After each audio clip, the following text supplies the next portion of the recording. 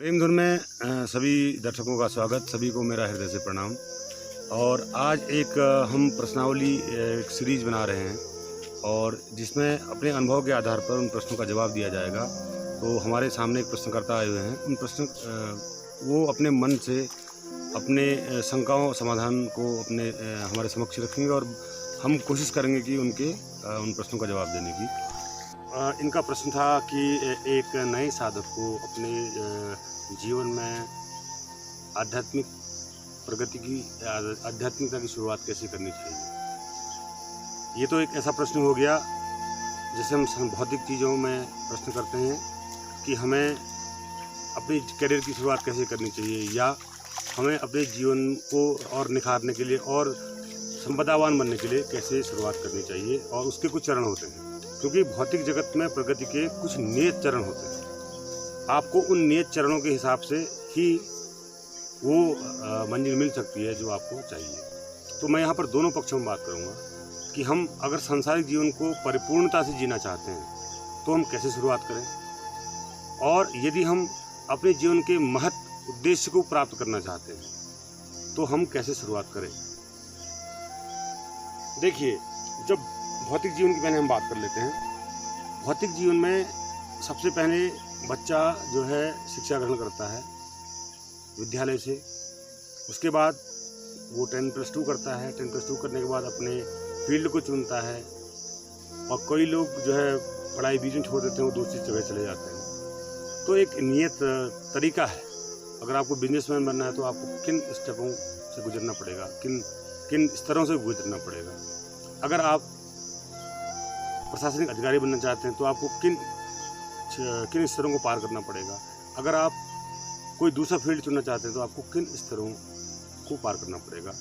ये बात निर्धारित होती है तब जब आप संकल्पवान होते हैं। तो पहली चीज़ है संकल्प। संकल्प इतनी महान शक्ति है जिस शक्ति से कुछ भी प्राप्त किया जा सकता है। मैंने कई जिनके हाथ पांव नहीं हैं उनको भी जीवन को जीते हुए देखा बहुत आनंद से, और कई ऐसे लोग हैं जिनके पास सब कुछ है फिर भी उनको रोते हुए देखा। उसका कारण है संकल्प शक्ति का न होना। तो अगर आप संकल्प कर लें कि आपने प्रधानमंत्री बनना है एक उम्र में, तो एक दिन आप निश्चित ही प्रधानमंत्री बन जाएंगे, यदि आपका संकल्प 100% हुआ तो। अगर संकल्प में कहीं कमी रह गई, कोई बाहर की परिस्थिति से आप घबरा गए या आपने अपना रास्ता बदल लिया, तो हो सकता है कि आपको मंजिल न मिले। लेकिन यह जीवन केवल इतना ही नहीं है। आपका जो मिला हुआ 60-70 साल का ये जीवन विशाल है, बृहद है, बहुत लंबा है। इस बारे में मैं पहले ही बता चुका हूँ कि आप क्या हैं। आप एक ऊर्जा हैं, एक कॉस्मिक एनर्जी जिसको आप देख नहीं पाते हैं, केवल उसके प्रभावों को आप पढ़ पाते हैं। प्रभाव, आपका जीवन चल रहा है तो ये उसका प्रभाव है, और आप अपने आप को देख पा रहे हैं, यह आपकी इंद्रियों की क्षमता है। तो इसीलिए इन दोनों में विभेद करना सामान्य मनुष्य के लिए बहुत कठिन होता है। लेकिन जिस व्यक्ति के अंदर किसी चीज़ को पाने का संकल्प अगर उठ जाता है तो फिर वह उसको प्राप्त कर लेता है। भले ही वो इस जन्म में प्राप्त करे, भले ही वो उन संस्कार को ले जाकर फिर आगे अपनी यात्रा को जारी रखे। कोई अचानक ही प्रधानमंत्री नहीं बन जाता, कोई अचानक ही उच्च पद को नहीं प्राप्त कर लेता, कोई अचानक ही परम पद को प्राप्त नहीं कर लेता। एक है उच्च पद, एक है परम पद। अब मैं आता हूँ आपके उस प्रश्न पर जो प्रश्न पूछा गया था, आध्यात्मिक प्रगति की शुरुआत कैसे करें। सबसे पहले अगर आपको पानी पीना है तो सबसे पहली जो उसकी प्रायोरिटी है कि आपको प्यास होनी चाहिए। पानी आप तभी पिएंगे जब आपको प्यास होगी।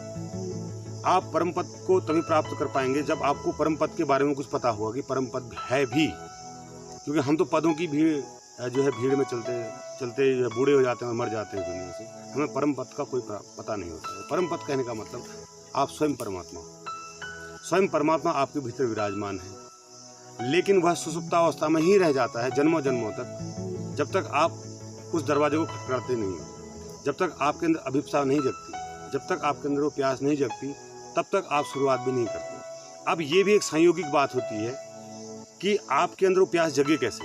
आपको कोई ऐसा व्यक्ति मिल जाए या आपको ऐसा कुछ मिल जाए जिससे आपको लगे कि अरे आप चौंक उठें कि मैं कौन सा जीवन जी रहा था, असली जीवन तो ये है। तो वहाँ से प्यास की शुरुआत होती है। और लेकिन मूलतः आपके अंदर प्यास जन्मों जन्मों से होती है, हर जीव के अंदर होती है परम पद को प्राप्त करने की प्यास। पूर्ण का जो हिस्सा होता है वो भी पूर्ण होता है। पूर्ण से पूर्ण निकालो तो पूर्ण ही से बचता है। यानी कि जो भी संसार में आपको दिखाई पड़ रहा है वो पूर्ण ही है, अपूर्ण कुछ भी नहीं है। लेकिन अपूर्णता क्यों है? क्योंकि वो पूर्ण एक अपूर्ण शरीर में बन जाता है।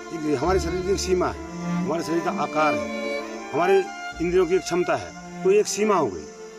अब इस सीमा के अंदर पूर्ण का निवास होता है तो वो पूर्ण भी अपूर्ण जान पड़ता है। और उस अपूर्णता को पूर्ण करने के लिए हम पद से, स्त्री से, धन से, मान से उस अपूर्णता को, उस खालीपन को भरने की कोशिश करते हैं, जो कि एकदम व्यर्थ जाता है। कोई भी व्यक्ति आज तक इन सब चीज़ों को प्राप्त करने के बाद उस पूर्णता का अनुभव नहीं कर पाया। ये इतिहास गवाह है इस बात का कि जितने भी संत हुए, जितने भी सिद्ध पुरुष हुए, उन्होंने संसार को त्यागा, संसार से भले ही छोड़ के चले गए। और कुछ संत ऐसे भी हुए जिन्होंने संसार में रहकर ही उस चीज पूर्णता को प्राप्त किया।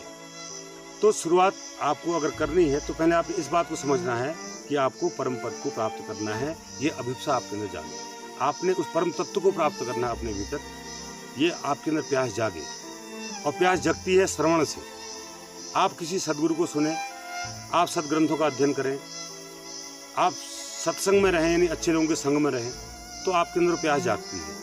अभी अभी मुझे एक बुजुर्ग व्यक्ति मिले थे, तो वो भी पूजा पाठ अपना करते थे, लेकिन उनसे मेरी बात जो है गहरे अर्थ में हुई। अब उनको मैंने बता दिया, विधि बता दी कि आप कैसे शुरुआत करें। अब यह उन पर निर्भर करता है, उनकी प्यास पर निर्भर करता है। उनकी अगर प्यास गहरी होगी तो वो आज ही से उस विधि को अपने जीवन में अपनाना शुरू कर देंगे। अगर उनके अंदर प्यास नहीं होगी, वो मेरी बातों को सीरियसली नहीं लेंगे, तो वो जन्मों जन्मों तक वो बात चली जाएगी। हो सकता है कि 10 जन्म बाद मुझे जैसा कोई व्यक्ति उनको मिले और बताए कि मैं ये मार गए। ये एक संयोग की बात है। आपको प्रकृति आपको हमेशा अवसर देती है। प्रकृति आपको हमेशा अवसर देती है कि आप अपने आप को पहचानें। प्रकृति आपको वो अवसर देती है कि आप सुख और आनंद को प्राप्त करें, लेकिन उस अवसर को हम चूक जाते हैं। किसके कारण? मन के कारण। अब सबसे बड़ा महत्वपूर्ण मुद्दा जो हमारे अध्यात्म के मार्ग में वो है मन। मन पर काबू। जो सबसे पहला और प्राथमिक कदम है वो है मन को समझना, उसका नियोग करना और उससे पार चले जाना। अब मन को समझा कैसे जा सकता है? अभी तक हम अपना होना मन को ही समझते हैं, शरीर और मन के संयोग को अपना होना समझते हैं। यानी हमारे मन में पहले विचार आता है, फिर हमारे शरीर के द्वारा उस विचार पर कर्म किया जाता है। यही हमारा होना होता है। लेकिन मन एक ऐसी व्यवस्था है प्रकृति की तरफ से दी गई कि जो पूर्ण नहीं है, क्योंकि मन की सीमा है। मन हमारे इंद्रियों से जो हमें ज्ञान प्राप्त होता है उसके आधार पर वह निर्धारण करता है किसी भी चीज़ का, अच्छी या बुरी चीज़ का। लेकिन मन को जो शक्ति, विचार शक्ति प्राप्त होती है, वो जिस केंद्र से प्राप्त होती है वह है पूर्ण। उस पूर्णता से केवल आंशिक शक्ति ही मन को प्राप्त होती है। इसीलिए एक शब्द आया अध्यात्म में, माया। माया पैदा नहीं की गई, माया स्वतः पैदा हुई है। माया जो है स्वतः पैदा हुई है। तो इस मन पर अगर आपने काम करना है तो मन का साक्षी रहना जरूरी है। पहला जो चरण है कि हम मन के व्यवहार को समझें। उसके लिए हम मन में जो आते हैं हमारे विचार हैं उनके दृष्टा रहें, देखें वो कैसे विचार आ रहे हैं। उसके ऊपर जो हमारे कर्म हो रहे हैं उनके हम साक्षी बने। तो इस प्रकार हम मन की कार्यविधि और गतिविधि को समझ सकते हैं। और जब हम मन की कार्यविधि और गतिविधि को समझ जाते हैं एक बार, तो फिर हम उसको रोक भी सकते हैं और उसको हम हटा भी सकते हैं। मन की सार्थकता वहीं तक है जब तक भौतिक संसार है। भौतिक संसार के इतर अगर आप आध्यात्मिक संसार में जाएं तो वहाँ मन का कोई भी काम नहीं है। केवल आपके मस्तिष्क का थोड़ा बहुत काम बच जाता है जो आपकी शारीरिक क्रियाओं के लिए ज़रूरी है, आपके भोजन के लिए, आपकी जो दैनिक दिनचर्याएँ आपकी होती है उसके लिए आपका मस्तिष्क जो है वो काम करता है। चाहे आप विचारहीन भी हों तब भी खाना पचेगा, आप विचारहीन भी हों तब भी आप देख पाएंगे, आप विचारहीन हो तब भी आप सुन पाएंगे। तो वो हमारी अवचेतन की जो क्रियाएं होती हैं वो चलते रहते हैं, उनमें कोई बाधा नहीं आती है। और रहा बाहर का जो सवाल है कि जो भौतिक संसार में जो समस्याएं, जो चिंताएं, जो दुख हो, जो संताप है, उससे आपकी मुक्ति हो जाती है। फिर आपके लिए उनका कोई महत्व नहीं बच जाता है। तो पहला चरण तो यही है कि आप मन के साक्षी बने और मन का जो है मन को समझते हुए मन को आप विदा कह दें, अमन हो जाए, अमन को प्राप्त कर लें, अमन शांति को प्राप्त कर लें। तो जब आप मन विदा हो जाता है तो फिर आपका वो द्वार खुल जाता है, पूर्ण का द्वार खुल जाता है। अपूर्ण से पूर्णता की तरफ आप बढ़ते हैं और पूर्ण का द्वार जैसे ही खुलता है तो क्षण भर भी नहीं लगता है कि आप पूर्णता में गोते खाते हैं, आप ही पूर्ण हो जाते हैं।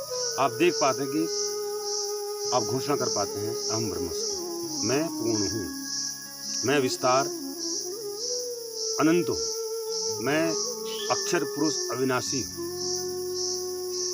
तो ये आप समझ जाते हैं। तो लोग कहते हैं कि अध्यात्म कैसे हम मन पर काबू करें। सबसे बड़ा प्रश्न यही होता है कि मन पर कैसे काबू करें। मन बार बार आ जाता है क्योंकि हम सोए सोए जी रहे हैं। मन में जो विचार आया वो हमने कर दिया, हमें कुछ खाने का मन हो हमने खा लिया, कुछ करने का मन हो हमने कर दिया। हमने कभी भी ये विचार नहीं किया कि ये क्या हो रहा है। हम साक्षी कभी रह नहीं पाए। तो साक्षी की साधना इतनी कठिन नहीं है। बस एक दिन से आप शुरुआत कर लें, जिस दिन से आपको शुरू करना है उस दिन से आप अपने विचारों को देखना शुरू कर दें, अपने क्रियाकलापों को देखना शुरू कर दें, हर एक बात को देखना शुरू कर दें। दृष्टा जब आपके अंदर दृष्टा जाग जाएगा तो बाकी मार्ग सरल हो जाएगा।